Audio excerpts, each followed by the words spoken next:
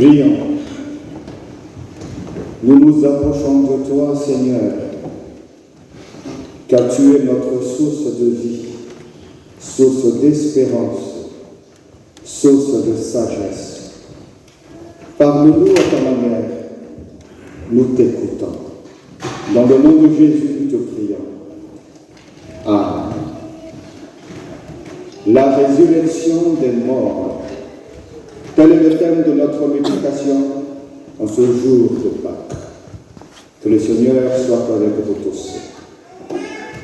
Comment ne pas parler de la résurrection des morts, surtout celle de Jésus-Christ, dans notre célébration de Pâques? Pourquoi Jésus devait-il ressusciter des morts? Il faut savoir que la résurrection de Jésus-Christ est la vérité centrale de la foi chrétienne. Elle n'est pas juste un événement miraculeux, elle est nécessaire selon le plan de Dieu.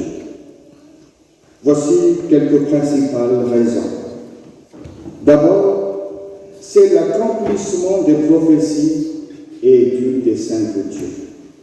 Dieu l'avait annoncé depuis l'Ancien Testament.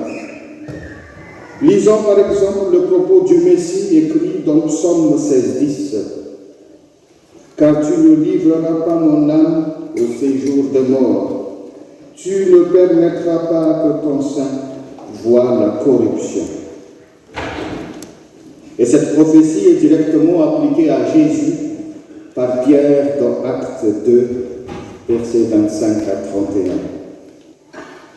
Dieu avait prédestiné non seulement la mort, mais aussi la résurrection de son Fils comme partie intégrale du salut.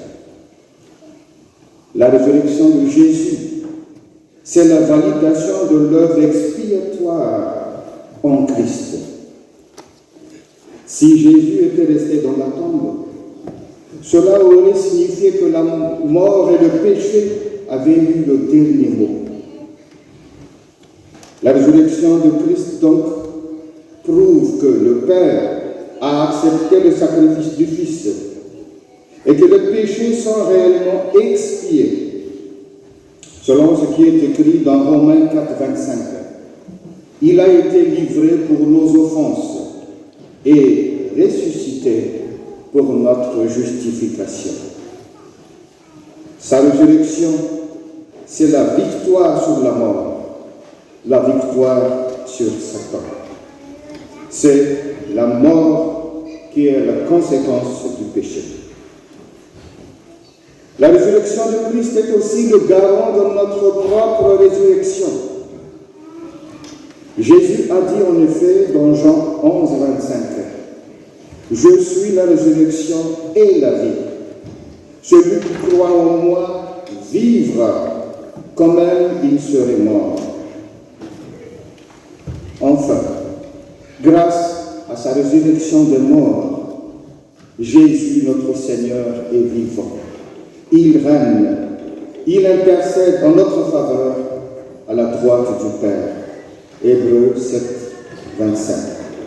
Bref, la résurrection de Christ, c'est la confirmation publique et glorieuse qu'il est le Fils de Dieu, le vrai et le seul Rédempteur, le vainqueur du péché, de la mort et de Satan.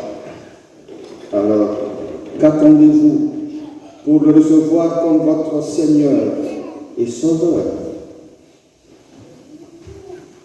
Alors, qu'est-ce qui différencie Jésus aux autres dieux vénérés par les autres religions? Jésus-Christ n'est pas comme les autres fondateurs de religions que beaucoup vénèrent comme Dieu, mais qui, après leur mort, restent toujours dans leur tombeau. Bouddha, le fondateur du bouddhisme, appelé aussi Siddhartha Gautama, il est mort vers le 5e siècle avant Jésus-Christ et son corps est resté dans son tombeau. Mahomet, fondateur de l'islam, et qui est mort en 632 après Jésus-Christ. Son corps est resté dans son tombeau à Médine, en Arabie. Oui, il est vénéré comme Dieu, mais son corps s'est déjà décomposé dans sa tombe. Confucius, philosophe et maître spirituel chinois, mort en 479 avant Jésus-Christ. Son corps se trouve dans son tombeau à Khufu, en Chine, et il est bien mort, il n'est jamais ressuscité. Les pharaons égyptiens, comme Ramsès II, comme Toutankhamon, ils sont considérés comme dieux, des dieux vivants même, alors que leurs momies ont été retrouvées bien mortes dans leur tombeau.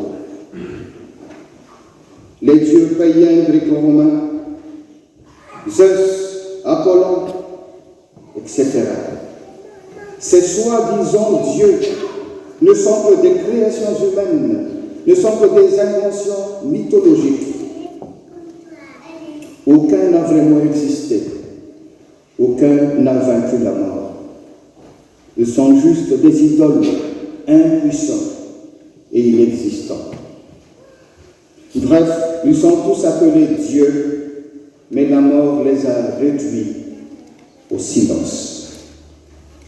Contrairement à Jésus-Christ, mort sur la croix pour nous, enseveli dans un tombeau, mais ressuscité le troisième jour. Il a été vu vivant par des centaines de témoins, monté au ciel vivant, là où il vit et règne à la droite du Père. Jésus-Christ, son tombeau est vide, et cela a bouleversé l'histoire de l'humanité. Alors, notre résurrection de mort sera-t-elle vraiment réelle? La Bible nous enseigne que la résurrection de mort sera un événement universel. Tous les morts ressusciteront, croyants ou pas, car tous devront comparaître devant le trône et le jugement de Dieu. Voici ce qui est dit dans Jean 5, 28-29. Ne vous étonnez pas, car l'heure vient où tous ceux qui sont dans les sépulcres entendront sa voix, la voix du Seigneur, et en sortiront. Ceux qui auront fait le bien ressusciteront pour la vie, mais ceux qui auront fait le mal ressusciteront pour le jugement. Et oui, les athées ressusciteront aussi, mais pour le jugement. Leurs corps seront séparés définitivement de Dieu. Ce sera un corps réel, corporel et conscient, un corps capable de subir le jugement et le tourment éternel, d'après Apocalypse chapitre 20, versets 10 à 15. Quant au corps des croyants, il n'est pas une âme flottante, ni une simple illusion. Ce sera un corps réel, physique, mais transformé. Un corps qui ne serait plus soumis aux limites de notre condition actuelle. La souffrance, le vieillissement, les maladies et la mort. Ce corps ne générera plus de saleté. Il ne subira plus de maux de tête ou d'hypertension. Il n'y aura plus de stress ni fracas. C'est un corps qui ne meurt plus et qui n'est plus soumis à la dégradation. Il sera un corps glorifié, incorruptible et à la fois spirituel, semblable à celui des anges, un corps céleste qui sera donc éternel selon 1 Corinthiens 15. Je ne sais pas si vous connaissez tous l'histoire des revenants qui ressuscitent 7 fois avant de mourir définitivement. Et oui, ça existe. Ça existe dans certaines régions du sud de Madagascar, notamment chez les Rakanjour et les Mahafad. Ces morts revenants sont parfois désignés par des termes comme l'ulvukat, kinol, fantôme ou esprit tourmenté.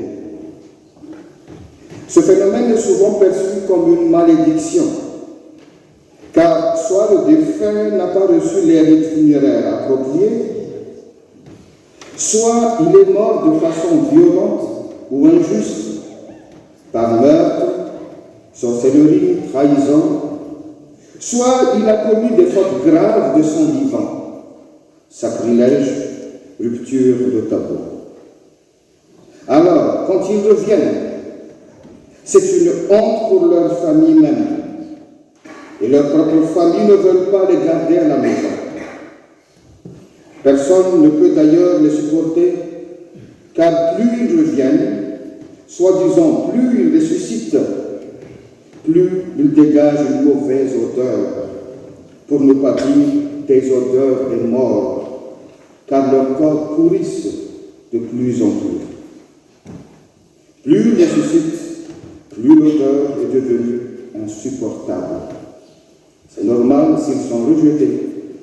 Et ils sont obligés de vivre en cachette et dans la misère, dans les forêts.